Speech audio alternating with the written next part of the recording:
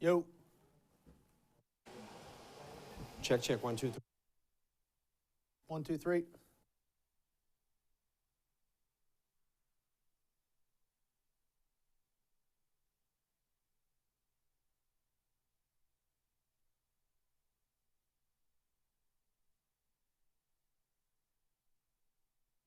This is Southern New England's trusted news source, ABC6 News at Noon.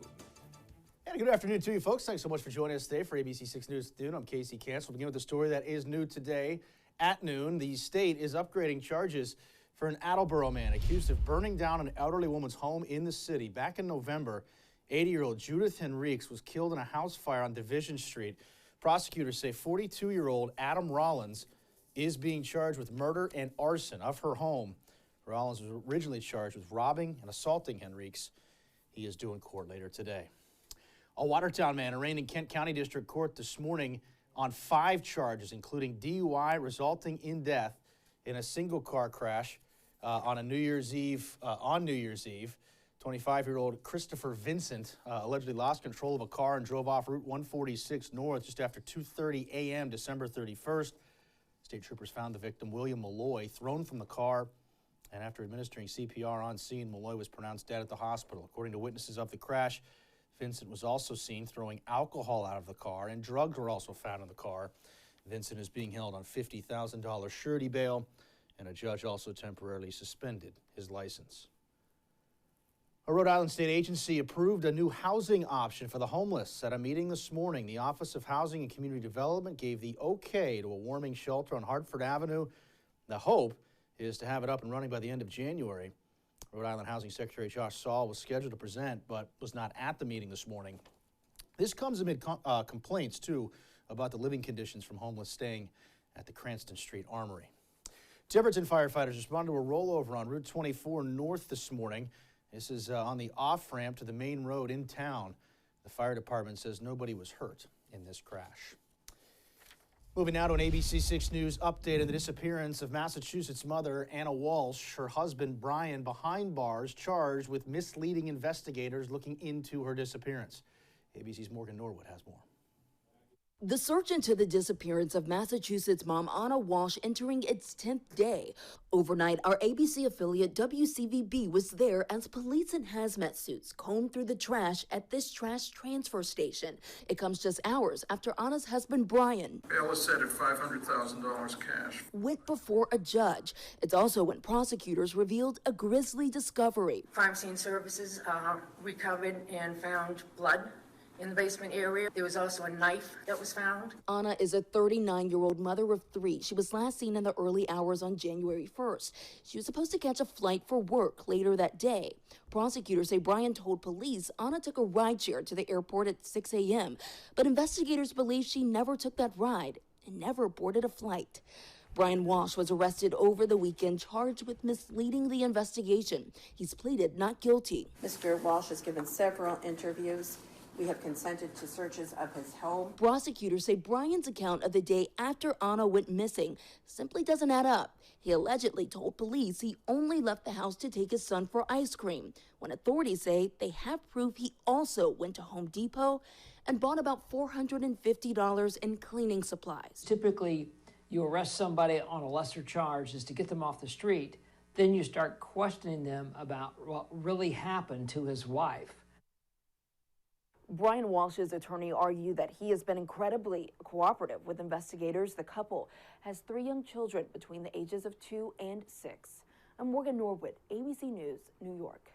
We'll switch gears now and take a live look outside on this lunch hour. I see some cloud cover out there this afternoon, but the sun is shining, and we certainly love that, don't we? Nick Morganelli, good afternoon to you. We sure do. Good afternoon, and good afternoon to you at home. Yeah, we get the cloud deck this morning. It was overcast, but clouds are breaking up now, and we're looking at a sunny afternoon amongst those cumulus clouds that you just saw. 41 degrees right now, dew point at 23, and that's an indication of where our temperature will go tonight. Given we have a clear sky all night, we could hit that 23. I think we will have some clouds in and out, but we'll get close to that number tonight. Northwest wind at 10 miles per hour. Temperatures around the region right now in the lower 40s. just about everywhere. We got 40 is a popular number here from Smithfield to Westerly, Block Island, Newport, and you get out to the Cape and the islands, and it's in the lower 40s.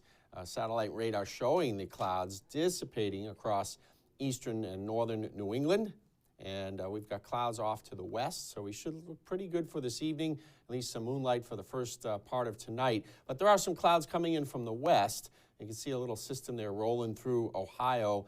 That's not going to bring anything for us, but we will have some of those clouds working their way in by tomorrow morning. So overnight lows tonight in the low to mid-20s, some of those normally colder spots like Smithfield getting down to 22, but most of us in the mid-20s tonight. And tomorrow, with a good deal of cloudiness, we're going to hold temperatures under 40 degrees. Looking at about 36 to 38 degrees for the afternoon high. This is what we're going to talk about coming up with the full forecast, is this low pressure area heading from the plains through the Ohio Valley and up into the Quebec province of Canada. We're on the warm side of that. We'll talk about all the rainfall heading our way and when you'll need that umbrella. Casey? Appreciate that, Nick. Thank you. We'll check back in. Happening now, Massachusetts Governor Maura Healey just wrapping up a climate panel in Dartmouth. The governor visited UMass Dartmouth to learn about the school's climate sustainability work. That includes a carbon reduction plan developed by the university. Lieutenant Governor Kim Driscoll also stopped by. New details today on a new train station for the Blackstone Valley. The Rhode Island DOT and the MBTA announcing the Pawtucket Central Falls Transit Center will open January 23rd. The new bus and rail station will supplement 3 other stops in Rhode Island, which are Providence, TF Green, and Wickford Junction. All are on the train route to South Station in Boston. According to Governor McKee's office, the MBTA will make 40 weekday stops and 18 weekend stops at the new station. An 11-year-old is now charged with making a threat against Cranston West High School. According to police, the threat was reported by the school's principal, setting off a heightened police presence. We showed you this at the school on Monday. Cranston police say after an investigation, the threat was not found to be credible. The 11-year-old attends a private school and sent the threat to a student at Cranston West. The trial of the MBTA driver charged in a Green Line crash that hurt 27 people will start today. That's according to the Suffolk County District Attorney's Office. Back in July of 2021, 2 Green Line trains collided on Commonwealth Avenue, and witnesses say one train stopped and then jerked forward. The operator of that train, 51-year-old Owen Turner, is now facing multiple charges in connection with that incident. An update today on a Massachusetts woman who went missing some 5 decades ago. Investigators say a body found along a New Hampshire highway in 1971 is that of a young Boston woman who disappeared 51 years ago. The victim, 26-year-old Catherine Ann Alston.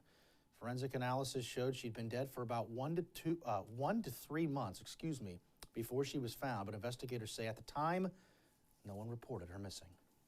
Who she worked with, where she spent her evenings, whoever she was being social with, her group of friends, that somebody would have reported that she didn't show up to work or she didn't meet them for coffee.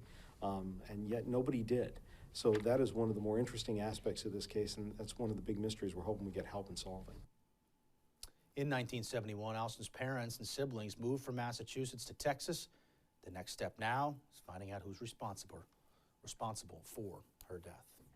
Still to come today on ABC6 News at noon, the next steps as the DOJ looks into classified documents found in President Biden's former office in Washington. Plus, why the Biden administration is considering a move to ban gas stoves.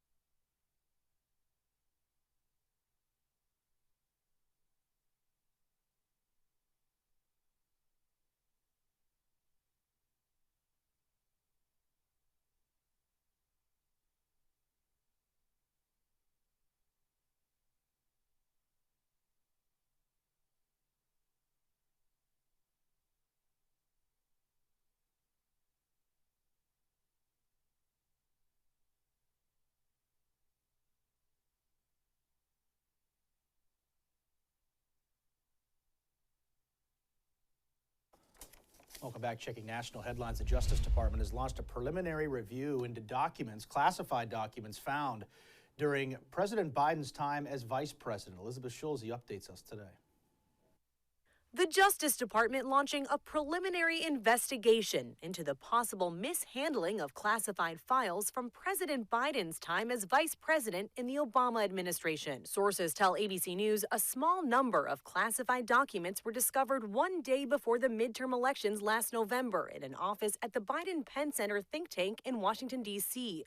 Biden occasionally used that workspace from 2017 until the start of his 2020 campaign. Was this a case of sloppy record handling or something more intentional? The White House saying in a statement it's cooperating with the National Archives and Justice Department, adding the documents were discovered by Biden's personal attorneys as they were cleaning out a locked office space.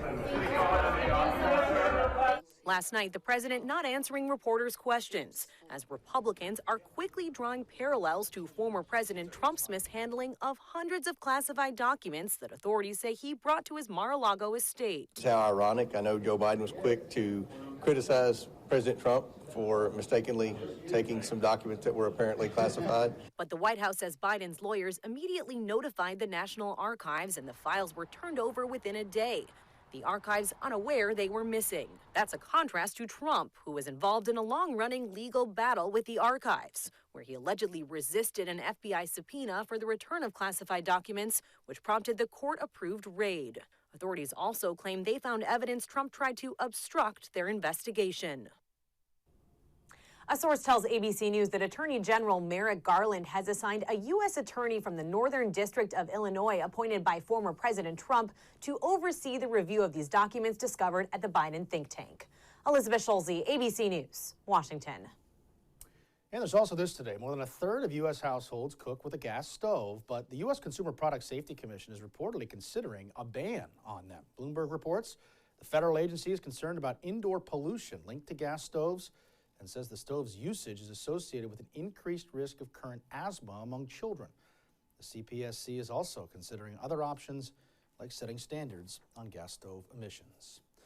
Still to come today on ABC6 News at noon. We're going to check back in with Nick Morganelli. He's got a full check of today's forecast and the full 7-day as well.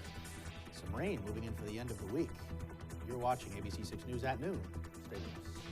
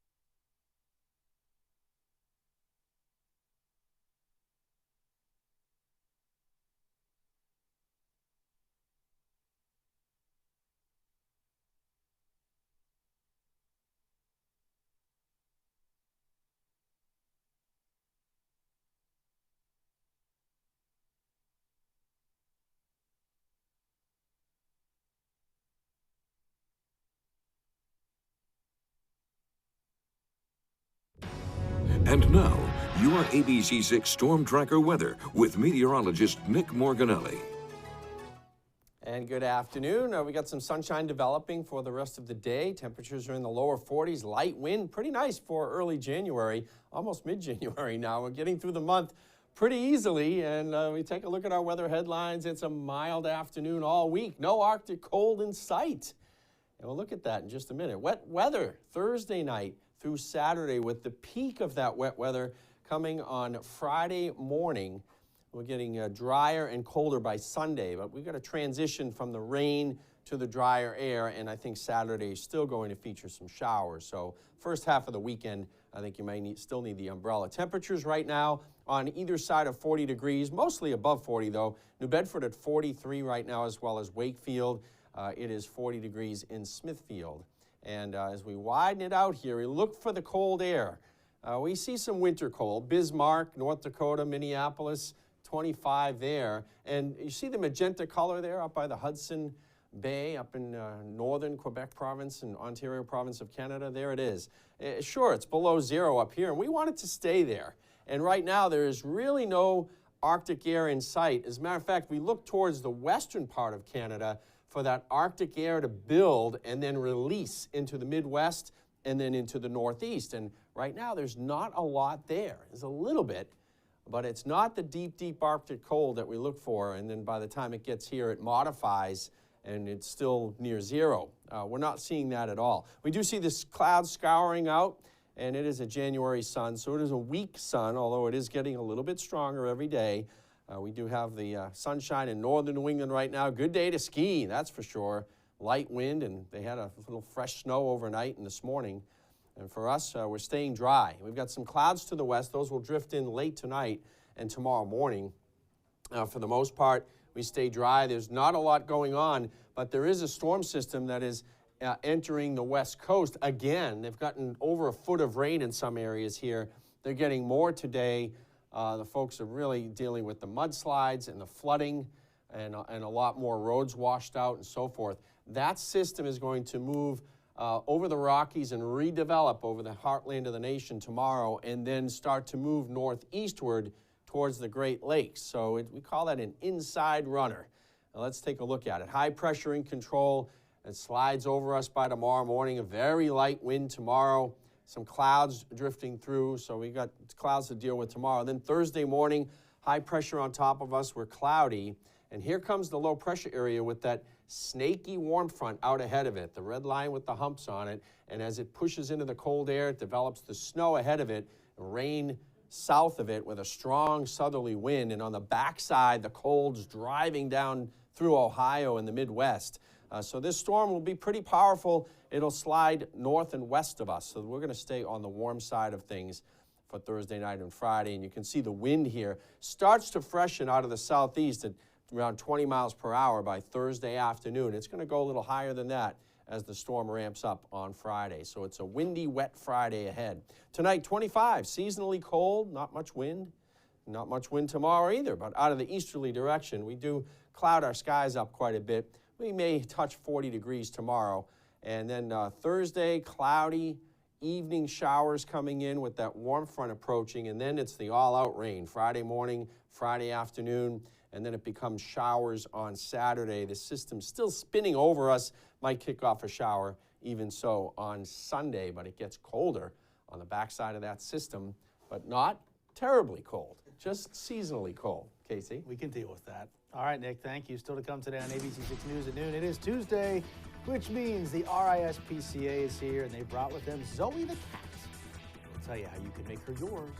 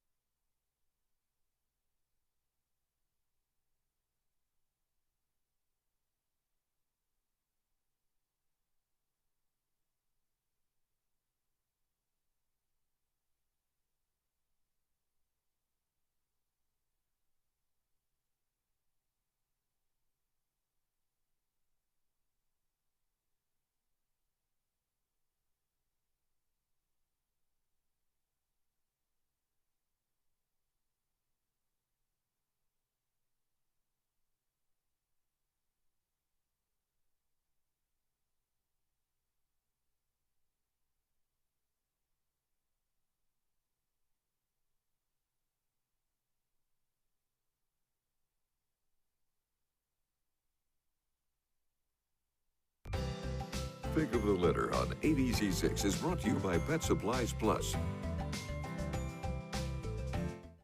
It is Tuesday, one of our favorite days of the week because we get to welcome in the RISPCA and we get to have a nice pet come in as well. When I say nice, Heather, this is the sweetest girl. This is Zoe. Yeah, this is top of the line, nice, chill pet right here. She is, let's start there. I mean, she is so chill. She's got the pop, she's in her little bed, she's 10, right? She's about 10. Okay. That's what we're assuming. Her owner has passed away. She was living with 2 other cats, so cat friendly. Okay. And yeah, she's about 10, so she's pretty chill. She's in the golden years of her life. Yeah. Just looking for a home to do this in. She's living it up. She's just chilling. She really is. Yeah. This is so adorable. What else should we know about Zoe a little bit? So Zoe has a condition called hyperthyroidism. So she has been seen by our vet. She gets an oral medication twice a day. It's something that she takes like a super champ. It's something that we literally just put into a liquid treat and she just laps it up. It's a liquid medication, so easy to administer. And then she's also FIV positive. Okay. That's something that can be transferred to other cats, but it's only through a deep bite wound. The other 2 cats she was living with did not have FIV, so we're pretty sure she'd be okay living in another home with other cats. And it seems like, I mean, she's just going to probably do this for most This of is the time. this is She her just goal. loves this. Yeah. Yes, this is definitely her goal. So if you have some cats at home or a cat savvy dog, I think she'd be fine with it because this is kind of what she wants to do anyway. She's not going to be a dominant feature in the home. She wanted a better view of us. Yes. Hi. If she can do this under the bright lights and the camera rolling and all that, I think in a home she's going to be. She also found my little treat Oh, the stash. treats are here. That's adorable. Oh my gosh, she's eating up all So the she's treats. just lunging her face into the treats. Oh, she's the best. So yeah, she's super friendly. She's great with all types of people. I think if you had cat savvy kids that are respectful of her space and stuff and not super loud, I mean, she's not really bothered by much. No, here's Zoe.